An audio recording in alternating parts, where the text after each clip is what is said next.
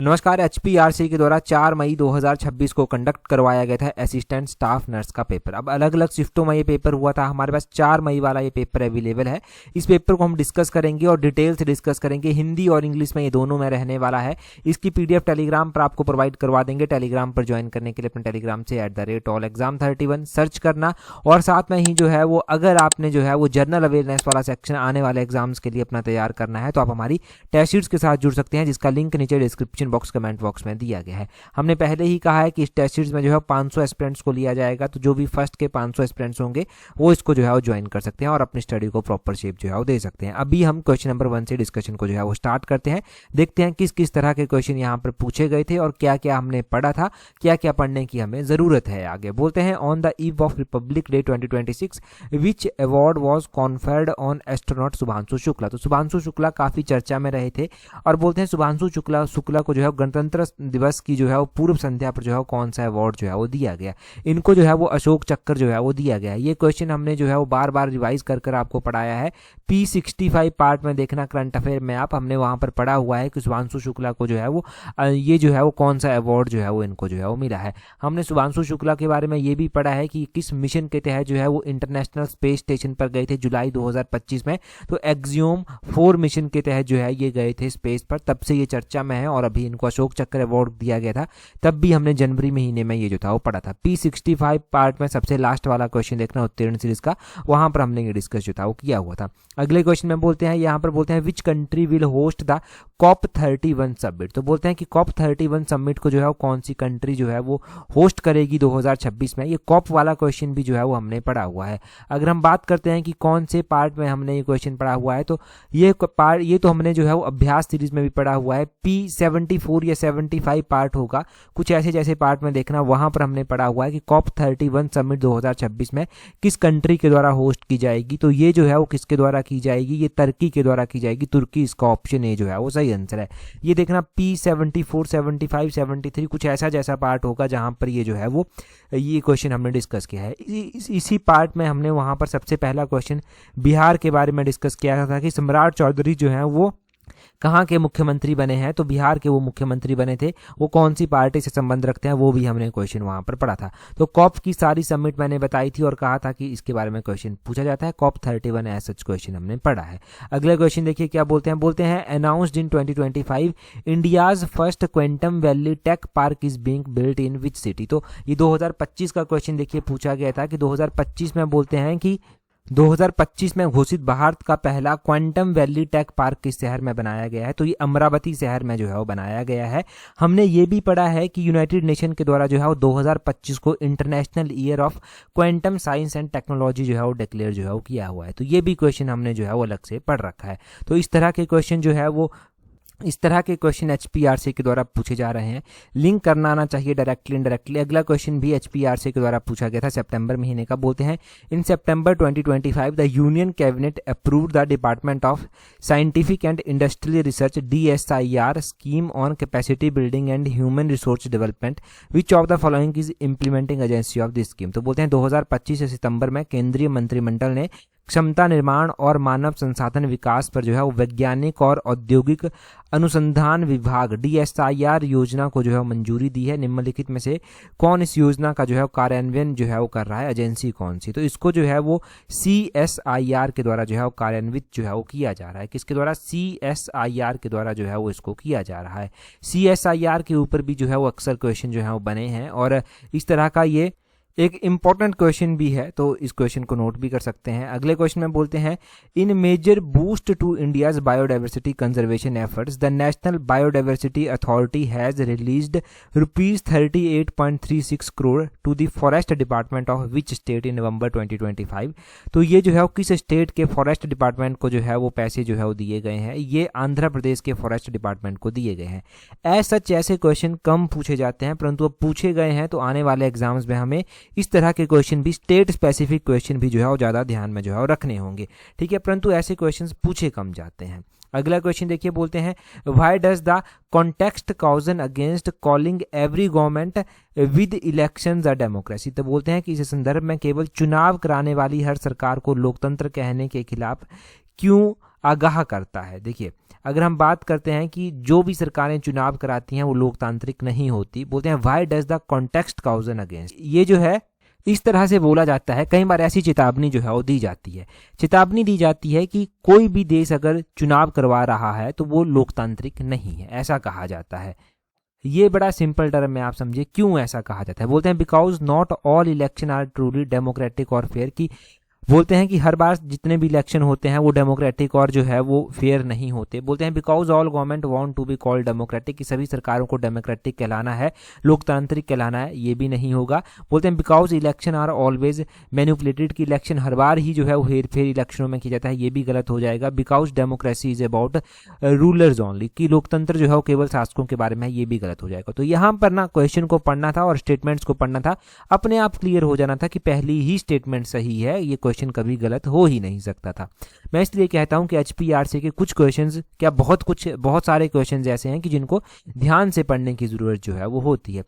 HPRC के जो ये मैं क्वेश्चन डिस्कस कर रहा हूँ, एक बात और ध्यान रखना कि ये सारे क्वेश्चंस ऐसे नहीं दिए गए थे पेपर में कि पहले करंट अफेयर था, फिर जीके थी, फिर कुछ और सेक्शन था, HP जीके थी, नहीं ऐसे नहीं दिए गए थे। ये तो हमने अरेंज किए हैं आपकी सुविधा के लिए, पढ़ने के लिए अरेंज किए हैं, अदरवाइज HPRC ने ऐसे क्वेश्चन नहीं दिए थे। अगला क्वेश्चन देखिए, हजारों बार मैंने ऐसे क्वेश्चन आपको बताए हैं। बोलते हैं what is the immediate cause that triggered the first war of independence in 1857। तो बोलते हैं कि 1857 में प्रथम स्वतंत्रता संग्राम का तत्कालीन कारण क्या था। देखिए 1857 का जो विद्रोह हुआ था ना, उसका पहला और इम्पोर्टेंट कारण ये था कि वहाँ पर जो एनफील्ड राइफल्स यूज़ की जा रही थी, जहाँ पर कथित तौर पर गाय और सूअर की चर्बी का इस्तेमाल किया जा रहा था, उनको मुंह के साथ जो है वो दांतों के साथ जो खींचना पड़ता था, तो इसलिए इसका विरोध हुआ था। तत्कालीन कारण ये था इसका। ऑप्शन बी इसका सही आंसर हो जाएगा। मैंने बहुत बार ये बताया है, अभ्यास सीरीज में भी ये बहुत बार जो है रिपीट कर क्वेश्चन जो है वो आए हैं ऐसे क्वेश्चन कि क्या कारण रहा था 1857 के विद्रोह का। 1857 का विद्रोह कहाँ पर किसने लीड किया, वो भी क्वेश्चन हमने पढ़ा है और उसके ऊपर भी क्वेश्चन आने वाले एग्जाम्स में पक्का जो है वो बनेगा। फिलहाल तो आप देखिए कि किस किस तरह के क्वेश्चन और यहाँ पर पूछे गए थे। बोलते हैं which two type of goods dominated the international market in Indian textile before the age of machine industry. तो बोलते हैं कि मशीन उद्योग के पहले जो है वो मशीन उद्योगों के युग से पहले भारतीय वस्त्रों के अंतर्राष्ट्रीय बाजार में किन दो प्रकार की वस्तुओं का दबदबा था। तो उस टाइम सिल्क और कॉटन, इसका ट्रेड ज़्यादा होता था। इन दो वस्तुओं का जो है वो ज़्यादा दबदबा जो था वो हुआ करता था। ये आप सभी जानते हैं। अगर NCERT भी पढ़ी होगी तब भी आप इसको टिक कर पाएंगे, नहीं भी पढ़ी होगी तब भी ये बड़ा बेसिक सा जीके का क्वेश्चन है। परंतु इसके लिए जीके पढ़नी तो पड़ेगी ना, प्रैक्टिस तो करनी पड़ेगी। ठीक है, तो मैं इसीलिए कहता हूँ कि जितना हो सकता है प्रैक्टिस कीजिए, लिमिटेड सोर्सेज से पढ़िए, बार बार रिवाइज कीजिए।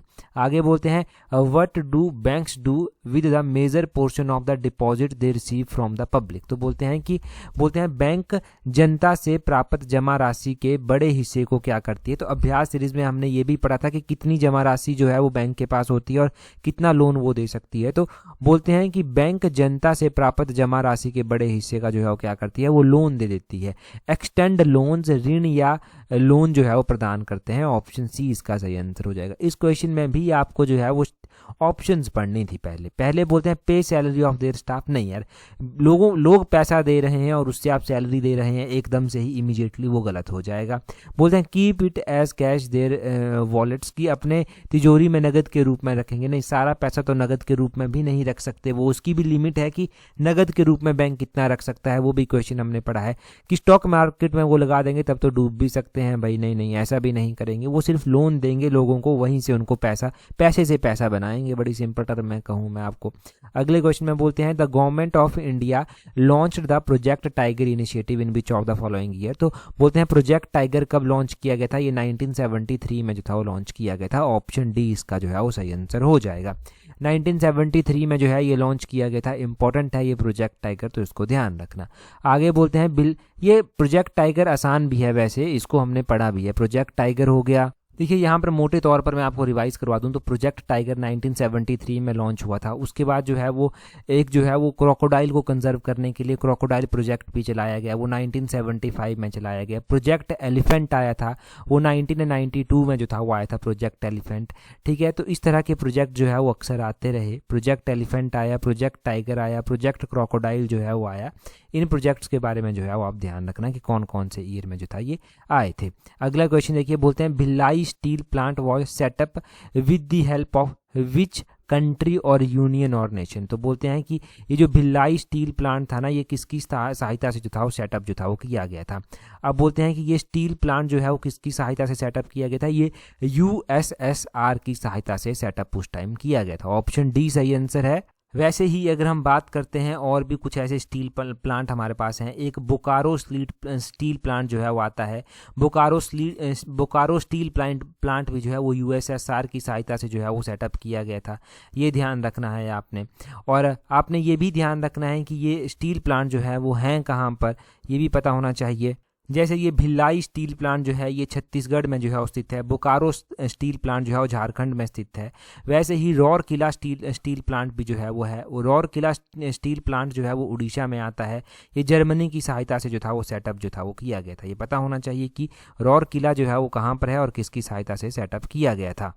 अगला क्वेश्चन देखेंगे हम। अगला क्वेश्चन हम डिस्कस करें उससे पहले अगर आप तैयारी जनरल अवेयरनेस के लिए कर रहे हैं, चाहे वो आपका टीजीटी का कोई भी एग्ज़ाम है, टीचर का कोई भी एग्ज़ाम है, या फिर जो है वो आपका कोई टेक्निकल एग्ज़ाम है जैसे जेई का एग्ज़ाम हो गया, या फिर आपका जो है वो कोई और भी एग्ज़ाम है इस तरह का जहाँ पर जनरल अवेयरनेस आपकी कवर नहीं हो रही, तो जनरल अवेयरनेस को कवर करने के लिए आप हमारी जनरल अवेयरनेस वाली टेस्ट सीरीज ज्वाइन कर सकते हैं, जिसका लिंक नीचे डिस्क्रिप्शन बॉक्स कमेंट बॉक्स में दिया गया है।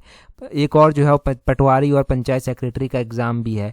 कुछ लोग पटवारी और पंचायत सेक्रेटरी के लिए काफ़ी टाइम से तैयारी कर रहे हैं, और अगर आप इन दोनों एग्ज़ाम को एक ही स्लॉट से एक ही टेस्ट सीट से जो है वो कवर करना चाहते हैं तो पटवारी और पंचायत सेक्रेटरी की टेस्ट सीट्स का लिंक भी नीचे डिस्क्रिप्शन बॉक्स कमेंट बॉक्स में दिया गया है, आप वहां से जो है वो ज्वाइन कर सकते हैं। अगला क्वेश्चन देखिए, क्वेश्चन नंबर 12। यहाँ पर क्या बोलते हैं, यहाँ पर बोला गया है, यहाँ पर पूछा गया है, Tsarap Chu conservation reserve notified as India's largest conservation reserve in 2025 is located in specific valley of Himachal Pradesh. तो ये हिमाचल जीके के क्वेश्चन यहाँ पर चलते हैं और देखेंगे आपकी लगभग आसान ही क्वेश्चन पूछे गए थे। देखिए, ऐसा अगर कोई भी कंजर्वेशन रिजर्व हमारे पास है तशारप छू, तो उसका नाम ही बताता है कि ना ही वो कांगड़ा वैली में होगा, ना ही वो कुल्लू वैली में होगा, ना ही वो किन्नौर वैली में होगा, वो स्पीति वैली में ही जो है वो होगा। इस तरह का क्वेश्चन हमने पढ़ा हुआ है। अगर आप बात करते हैं कि ये क्वेश्चन हमने कब और कहाँ पर पढ़ा है, तो ये हमने जो है वो गिरिराज पत्रिका में मई महीने में पिछले साल जो था वो पढ़ा था। पिछले साल मई महीने के जो है वो दूसरे पार्ट में गिरिराज पत्रिका में हमने ये क्वेश्चन जो था वो पढ़ा था। सेकंड नंबर का क्वेश्चन हमने वहाँ पर पढ़ा था। उस पार्ट में हमने ना मई महीने में हमने देखना 2 क्वेश्चन पढ़े थे। पहला क्वेश्चन हमने ये पढ़ा था कि पहला natural farming sub division Himachal का कौन बना है, तो वो पांगी बना है, और उसके ऊपर क्वेश्चन ऑलरेडी जो है वो HPR से पूछ चुका है। और दूसरा हमने ये तशारप छू उसी जो है वो पार्ट में पढ़ा था कि ये कहाँ प्रसिद्ध है, तो वो हमने लाहौल स्पीति वैली पढ़ा था, और ये क्वेश्चन भी अभी एग्जाम में पूछा गया। अगला क्वेश्चन देखिए, नेक्स्ट क्वेश्चन में क्या बोलते हैं under the Himachal Pradesh official language act 1975 which language was declared as the official language of the state. तो हिमाचल की ऑफिशियल लैंग्वेज हिंदी को डिक्लेयर किया गया है। ऑप्शन डी इसका सही आंसर हो जाएगा। ये तो आसान ही था क्वेश्चन कि हिंदी जो है वो ऑफिशियल लैंग्वेज हिमाचल की है।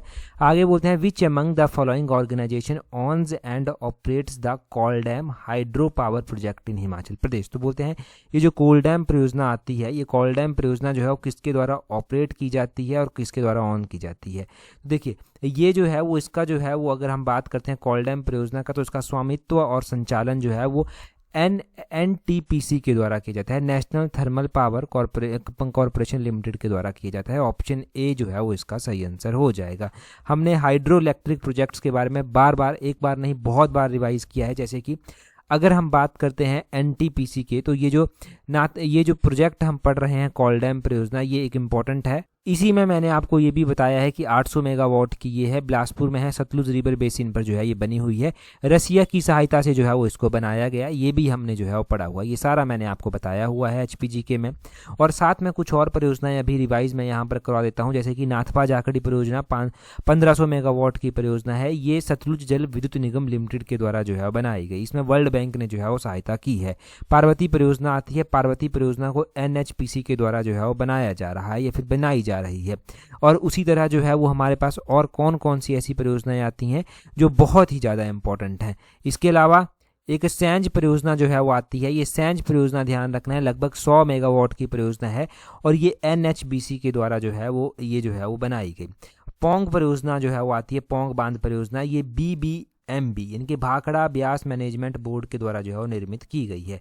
ये ज़रूर ध्यान रखें कि भाखड़ा परियोजना भी एक आती है, एक तो ये पोंग परियोजना आती है, एक भाखड़ा परियोजना भी आती है। भाखड़ा परियोजना को जो है वो कौन जो है वो बना रहा है या फिर किसके द्वारा ये बनाई गई है, तो ये BBMB के द्वारा, भाखड़ा ब्यास मैनेजमेंट बोर्ड के द्वारा जो है वो बनाई गई है।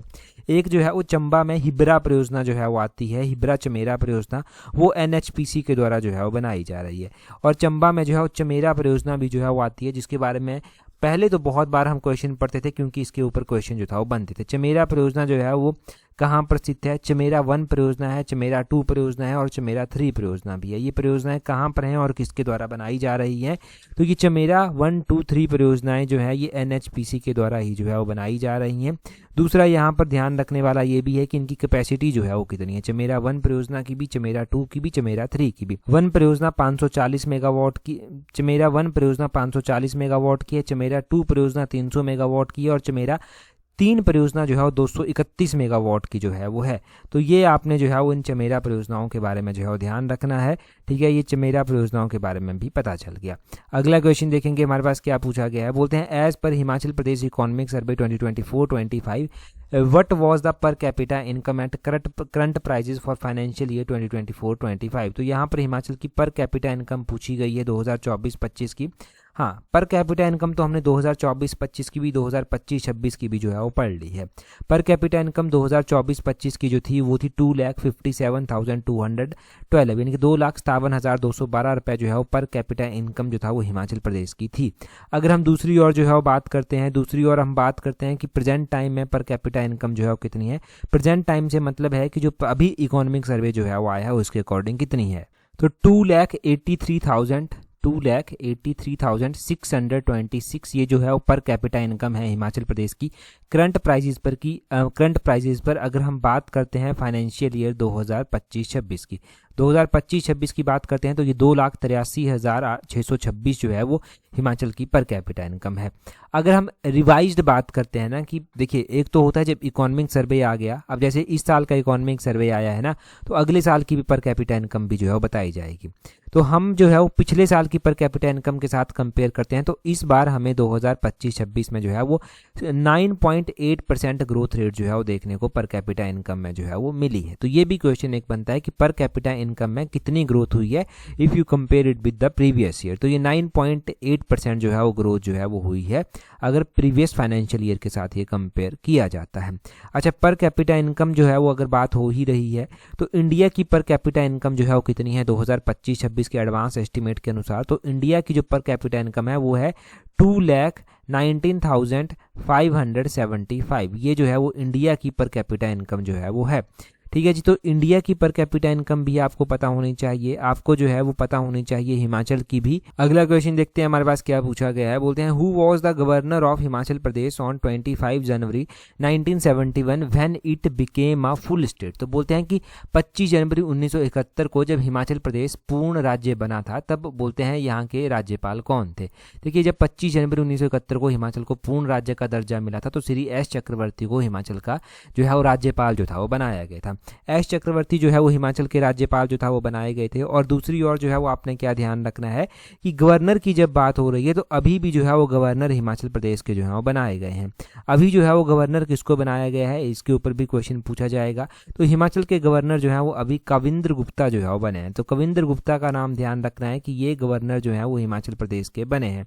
कविंद्र गुप्ता इससे पहले जो है वो कहाँ के गवर्नर जो था वो हुआ करते थे, तो इससे पहले जो था ये लद्दाख में थे। लद्दाख के जो था ये लेफ्टिनेंट गवर्नर जो था वो हुआ करते थे। लद्दाख के बाद जो है अब इनको हिमाचल का चार्ज जो है वो दिया गया है और कविंद्र गुप्ता जो है वो 23rd हिमाचल के गवर्नर बने हैं। कविंद्र गुप्ता से पहले जो है वो शिव प्रताप शुक्ला जो है वो हिमाचल प्रदेश के गवर्नर जो था वो हुआ करते थे। कौन? शिव प्रताप शुक्ला हिमाचल के गवर्नर हुआ करते थे। तो अभी शिव प्रताप शुक्ला को कहाँ भेजा गया है? क्या वो भी कहीं के गवर्नर जो है वो बनाए गए हैं? बिल्कुल। अभी जो है वो शिव प्रताप शुक्ला को जो है वो तेलंगाना भेज दिया गया है। तेलंगाना के गवर्नर जो है ये बनाए गए हैं। तो तेलंगाना में अब ये है। अगला क्वेश्चन देखिए, साइंस और कुछ कॉन्स्टिट्यूशन से रिलेटेड क्वेश्चन यहाँ पर चलते हैं। बोलते हैं which of the following is an example of genetic disorder. तो देखिए जेनेटिक डिसऑर्डर यानी कि अनुवांशिक विकार इनमें से कौन सा है? देखिए हैजा की बात करते हैं, कोलेरा की बात करते हैं तो ये तो जेनेटिक नहीं है, मलेरिया भी नहीं है, टाइफाइड भी नहीं है। ये जो हीमोफीलिया होता है ना, हीमोफीलिया, ये जेनेटिक डिसऑर्डर जो है वो होता है। तो ये क्वेश्चन भी ऐसा क्वेश्चन था कि अगर आप ऑप्शंस को पढ़ते और आंसर करते तो सही आंसर बिल्कुल कर जो है वो आते आप। आगे बोलते हैं also known as the Newtonian mechanics. बोलते हैं which branch of physics deals with the motion macroscopic object under the influence of force. बोलते हैं न्यूटोनियन मैकेनिक्स के रूप में भी जाना जाता है। बोलते हैं ये भौतिक विज्ञान की कौन सी शाखा है जिसे बलों के प्रभाव में स्थूल वस्तुओं की गति से संबंधित कहते हैं। तो ये जो है ये क्लासिकल मैकेनिक्स जो है वो आती है, शास्त्रीय यांत्रिकी की जो है वो आती है। इसका ऑप्शन सी जो है वो सही आंसर जो है वो हो जाएगा। ये ऑप्शन सी क्लासिकल मैकेनिक्स जो है वो सही आंसर है। ये जो क्लासिकल मैकेनिक्स होती है इसको बेसिकली न्यूटोनियन मैकेनिक्स भी जो है वो बोला जाता है। वैसे ही ऑप्शन में क्वांटम मैकेनिक्स जो है वो दिया गया है। क्वांटम मैकेनिक्स जो है वो ब्रांच होती है जो कि मैटर के बिहेवियर के साथ डिस्कस करती है, स्पेशली जो एटम हो गया, सब एटॉमिक पार्टिकल हो गया, उनके साथ जो है वो डील जो है वो करती है। एक यहाँ पर स्टैटिकल मैकेनिक्स दिया गया है, सांख्यिकी की यांत्रिकी दिया गया है। ये स्टैटिकल मैकेनिक्स जो है वो ये मैथमेटिक्स का वो मेथड होता है जिसमें स्टैटिक्स वगैरह के साथ जो है वो डील की जाती है। और एक जो है वो रिलेटिविस्टिक जो है वो मैकेनिक्स यहाँ पर दिया गया है। अगर हम इसकी बात करते हैं कि रिलेटिविस्टिक मैकेनिक्स जो है वो क्या होता है, तो ये जो है वो एल्बर्ट आइंस्टाइन के द्वारा जो है वो डेवलप किया गया था। ये ब्रांच जो है वो डील करती है उन ऑब्जेक्ट्स के साथ जो ऑब्जेक्ट जो है वो बहुत ही ज़्यादा स्पीड्स के साथ जो है वो मूव करते हैं। इतनी ज़्यादा स्पीड के साथ वो मूव करते हैं जो है वो स्पीड ऑफ लाइट के करीब जो है वो होती है। तो ये अलग अलग ब्रांचेस थी जिनके बारे में थोड़ा थोड़ा मैंने आपको बताया। अगले क्वेश्चन में देखिए, बोलते हैं which of the following interest does the state seek to promote under article 46 of Indian constitution. तो आर्टिकल 46 भी मैंने आपको बताया हुआ है कि आर्टिकल 46 किसके साथ जो है वो डील जो है वो करता है। बेसिकली आर्टिकल 46 जो है वो directive principle of state policy में जो है वो आता है। और directive principle of state policy में आता है तो बोलते हैं कि राज्य किन हितों को ये बढ़ावा देने का प्रयास करता है, तो ये एजुकेशनल एंड इकोनॉमिक, इन हितों को जो है वो बढ़ावा देने की कोशिश जो है वो करता है। आर्टिकल 46 में क्या बात जो है वो की गई है, इसमें जो है वो ये कहा गया है आर्टिकल नंबर 46 में कि जो भी कोई राज्य है वो कमज़ोर वर्गों को, विशेष रूप से जो अनुसूचित जाति, अनुसूचित जनजाति के जो है वर्ग आते हैं, इनको जो है वो शैक्षणिक और आर्थिक, इनके जो है वो शैक्षणिक और आर्थिक हितों को जो है वो बढ़ावा देगा। ये जो है वो इसमें कहा गया है। इन समूहों का सामाजिक शोषण ना हो सके उससे बचाने के आदेश जो हैं वो इस आर्टिकल में दिए गए हैं। तो आर्टिकल 46 जो है वो इम्पोर्टेंट है। मैंने आपको कहा है कि directive principle of state policies आपको सारे याद होने चाहिए, आपको फंडामेंटल राइट्स याद होने चाहिए, फंडामेंटल ड्यूटीज़ आपको पूरी याद होनी चाहिए। ये बेसिकली याद करना ही पड़ेगा अगर पेपर में अच्छा परफॉर्म जो है वो करना है, या फिर यूँ कह लीजिए कि अगर अच्छे नंबर लेने हैं तब ये जो है वो करना ही पड़ेगा। आगे बोलते हैं in the term pH used to express the acidity और basicity of an solution what does letter P denote. तो P जो है वो किसको डिनोट करता है? P नेगेटिव लॉगरिदम को जो है वो डिनोट करता है। अब ये क्वेश्चन जो है वो टोटली जो है वो कंफ्यूज्ड है, और जो आंसर की मैं आंसर दिया गया था वो नेगेटिव लॉगरिथम दिया गया था। हालांकि ये चैलेंज जो है वो क्वेश्चन हो जाएगा, तो इस क्वेश्चन को हम, इस आंसर को भी हम सही नहीं मानेंगे, क्योंकि पीएच में अगर आप बात करते हैं ना कि पीएच में पी किसके लिए स्टैंड करता है, तो पीएच जो है पी किसके लिए स्टैंड करता है, तो वो पी जो है वो एक पोटेंज वर्ड के लिए स्टैंड जो है वो करता है। पोटेंज एक जर्मन वर्ड है जिसका मतलब होता है पावर, या फिर पोटेंसी जिसका मतलब जो है वो होता है। तो पी किसके लिए जो है वो स्टैंड करता है, ये पोटेंज पावर, या फिर इस तरह से कह सकते हैं, इसके लिए करता है। और पीएच में अगर आप पूरा देखेंगे ना कि एच किसको डिनोट करता है, तो एच हाइड्रोजन को करता है।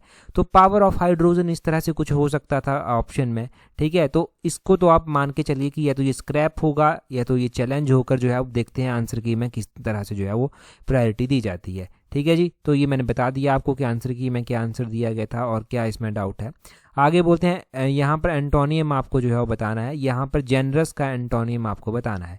Identify the antonym of generous. अगर आप बात करें, देखिए जेनरस का मतलब होता है बड़ा ही उदार, उदार जो है वो इसका मतलब जो है वो होता है। अब यहाँ पर एंटोनियम बताना है जेनरस का कि इस सेंटेंस में जो है वो जेनरस का एंटोनियम कहाँ पर छिपा हुआ है। जो यहाँ पर एक वर्ड दिया गया है ना, पैर्सिमोनियस, पैर्सिमोनियस जो है वो इसका एंटोनियम होगा। यहाँ पर पैर्सिमोनियस जो है वो क्या होता है, आपको ये भी पता होना चाहिए कि हिंदी में पैर्सिमोनियस को जो है वो क्या जो है वो बोलते हैं। तो पैर्सिमोनियस का मतलब होता है बड़ा ही किफ़ायती। किफ़ायती का मतलब क्या हो गया कि वो जैसे उदार हो गया ना, कि ज़्यादा खर्चा करता है, तो किफ़ायती हो गया कम खर्चा करने वाला, थोड़ा टाइट हाथ वाला। अगला क्वेश्चन देखिए, बोलते हैं choose the correct one word substitution. तो यहाँ पर दिया गया है the committee dismissed the proposal as based on assumption rather than experience. तो यहाँ पर जो है वो इसका मतलब होगा एम्पिरिसिज्म की यहाँ पर बात की जा रही है, चूज वन वर्ड सब्स्टिट्यूशन की जब बात की जा रही है। अब अगला क्वेश्चन यहाँ पर जो है वो कुछ क्वेश्चन चलते हैं यहाँ पर रीजनिंग के। हिंदी का क्वेश्चन मैं बता देता हूँ आपको।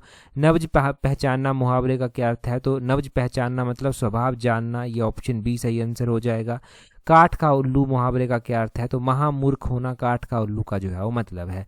आगे बोलते हैं दिए गए वाक्य में बोलते हैं किस भाग में त्रुटि है, बोलते हैं उत्तराखंड में मंत्री जी का निवास स्थल वैभव और विलास से परिपूर्ण है। तो यहाँ पर ये ऑप्शन दिए गए हैं, मंत्री जी का निवास स्थान जो है इसमें त्रुटि है। आगे क्या बोलते हैं, आगे बोलते हैं वह खाना डैश रिक्त स्थान की पूर्ति कीजिए। वह खाना खा रही है, खाना खाना चाहिए, या खा रही है, या फिर खा रही हो। तो खा रही है होगा इसका ऑप्शन है, बिल्कुल आसान था यहाँ पर। तो ये कुछ रीजनिंग के क्वेश्चन भी होंगे, वो मैं आपके साथ पीडीएफ में शेयर कर दूंगा। ये हिंदी इंग्लिश हमने देख लिया। हिंदी इंग्लिश बेसिकली ज़्यादा टफ नहीं पूछी जाती, अब थोड़ा सा लेवल हार्ड किया भी जा रहा है। आपको जो है वो अगर जनरल अवेयरनेस की तैयारी कर रहे हैं तो कोशिश आपको ये करनी है कि 90% तक आप अच्छा परफॉर्म जो है वो कर पाएँ, क्योंकि जो आसान क्वेश्चन है वो तो सबके ही ठीक हो रहे होंगे। आपको जो है वो टफ क्वेश्चन भी ठीक करने हैं और वो प्रैक्टिस से ही पॉसिबल हो पाएगा। ठीक है जी, तो प्रॉपर प्रैक्टिस करते रहिए और प्रॉपरली जो है वो पढ़ते रहिए। अगर तैयारी जूनियर ऑफिस असिस्टेंट के लिए भी कर रहे हैं तो उसकी टेस्ट सीरीज का लिंक भी नीचे डिस्क्रिप्शन बॉक्स कमेंट बॉक्स में दिया गया है, वहाँ से ज्वाइन कर सकते हैं। आज आपके लिए जो क्वेश्चन है वो क्वेश्चन आपके लिए ये है कि पार्वती नदी एक आती है हिमाचल में, ये ब्यास की सहायक नदी है, ये कहाँ से निकलती है।